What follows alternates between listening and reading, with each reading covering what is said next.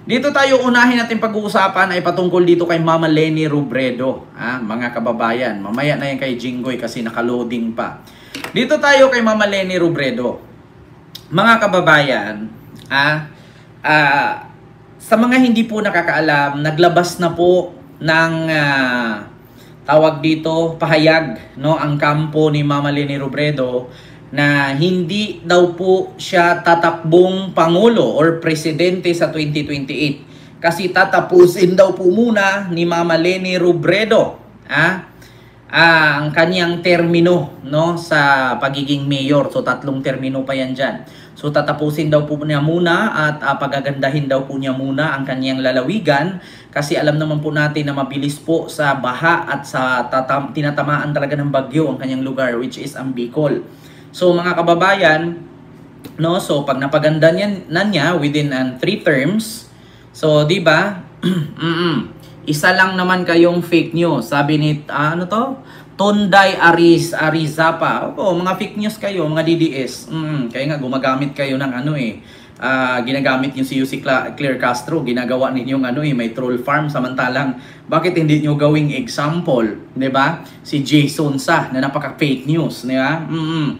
So ito po, mga kababayan, unahin po natin itong pahayag ni Mama Leni Robredo dito sa Abante News Online. Ito po, mga kababayan ito po ay kampo ni Mama Leni Robredo. Ito po ay si Attorney Barry Gutierrez, ang kanyang spokesperson, and si Leni Robredo. So ito po, mga kababayan, malungkot na balita para sa kakamping. Nag-anunsyo po si Mama Leni Robredo. Malungkot na balita para sa mga kakamping. Malabo nang tumakbong muli sa pagkapangulo sa 2028 si dating Vice President at ngayon Naga City Mayor Leni Robredo ayon sa kanyang former spokesperson na si Attorney Barry Gutierrez. Ayan. Ang kanyang intensyon, sabi ni Attorney Barry Gutierrez, ang kanyang intensyon talaga is to serve for the next 9 years in Naga. So 3 termino po ito. If we base it on what she had been saying, if we base it on what she had been doing, especially since she got elected mayor, I think that close to 0. So yun po, mga kababayan, paano kaya yan? Sino kaya ang makakalaban ni Sara? Sa mga hindi po nakakaalam, ang makakalaban po ni Sara, kung sakasakali dito sa kakamping, si Senator Risa Hontiveros po. Klarong-klaro po, mga kababayan, at alam naman po natin na pinaalam na po yan kahit i-search nyo po yung page ni Senator Risa Hontiveros, nakalagay po doon na tatakbo po siyang president. So wala pang alam kung sino ang magbise. Baka si Trillanes yata, no? Si Senator Trillanes yata ang maging vice president at si Risa ang magiging presidente. Alam nyo, sa totoo lang mga kababayan, gusto ko lang i-clarify. Nanay Minda Valdez, silo po. Gusto ko lang i-clarify. Eto yan.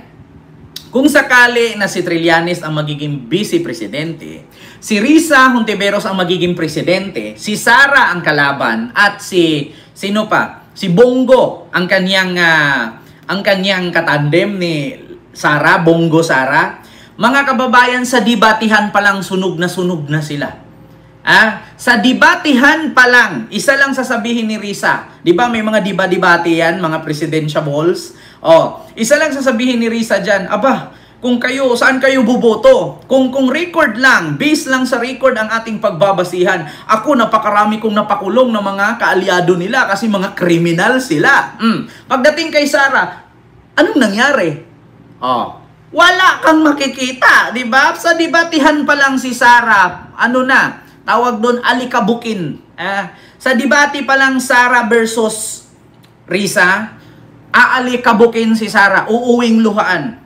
Kasi ganito yan mga kababayan. Pagdating sa debatihan, syempre tatanungin, ikaw bilang Pangulo or sakaling ikay manalo, ano ang platapormang gagawin mo para sa ating bansa?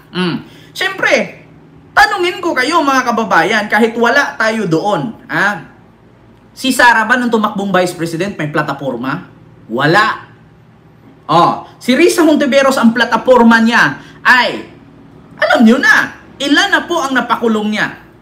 Kibuloy, Joseph C. nagpapanggap na Chinese-Filipino.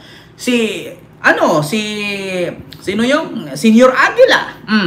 Si Guo Huaping.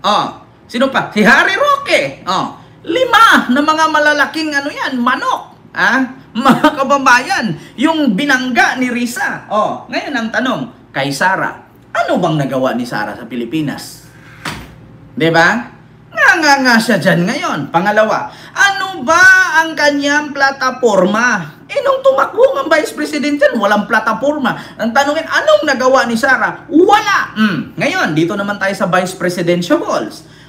Halimbawa, sabihin natin, Trillanes versus Bongo. Sara Bongo, Risa Trillanes. Pagdating sa debatihan yan, sasabihin agad ni Trillanes, aba, bubuto kayo ng isang Vice Presidente. Hindi natin malalaman, baka pagkatapos ng eleksyon, dadamputin na to't makukulong. Di wala kayong Vice Presidente ngayon. Bakit? Ikaw ba naman, kinasuhan ka? Finailan ko ng kaso yan kasi tambak ang pangiging kurakot yan. Siyempre, ganun ang gagawin ako, mga kababayan. Ako na nagsabi sa inyo, naku po, mga kababayan, lalampasuhin yan. Kasi kung achievement, kung korupsyon, wala kang masilip kay Trillanes. Anong korupsyon ni Trillanes? Anong ginawa ni Trillanes? Nakasuhan siya, nakulong siya dahil kinakalaban niya ang korupsyon sa panahon ni Gloria. Si Bongo, ano ang nagawa ni Bongo?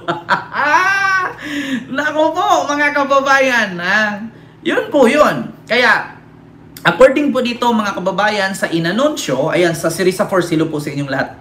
No, hindi ko po may isa-isa. According po dito mga kababayan, confirm po na inanunsyo ng kampo ni Mama Leni Robredo na wala siyang balak tumakbo sa 2028. Ayun, hello po sa inyong lahat at kay Benj Uy. Miguel shoutout po sa Sirisa Force at kay Ma'am Dil Rosario. Hello po. So ito po mga kababayan, may ads po tayo po kayo mag-skip. So ito po, maraming salamat. Ito ang katibayan mga kababayan na mismo ang spokesperson ni Mama Leni Robredo na si Attorney Barry Gutierrez ay sinabi mismong ang kanyang intensyon talaga is to serve for the next 9 years in Naga, Bicol. Ako, if we based it on what she had been saying, if we based it on what she had been doing, especially since she got elected mayor, I think that's close to 0.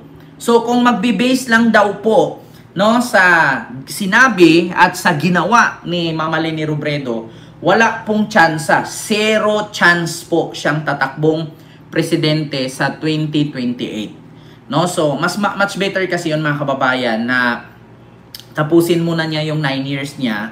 And then after nun, after pagkatapos na yung wala nang gusot ang Pilipinas, wala nang, 'di ba, wala nang mga mandarambong, mga mandurugas at mga sinungaling at magnanakaw, tsaka na siya umupo para, 'di ba, transparency na.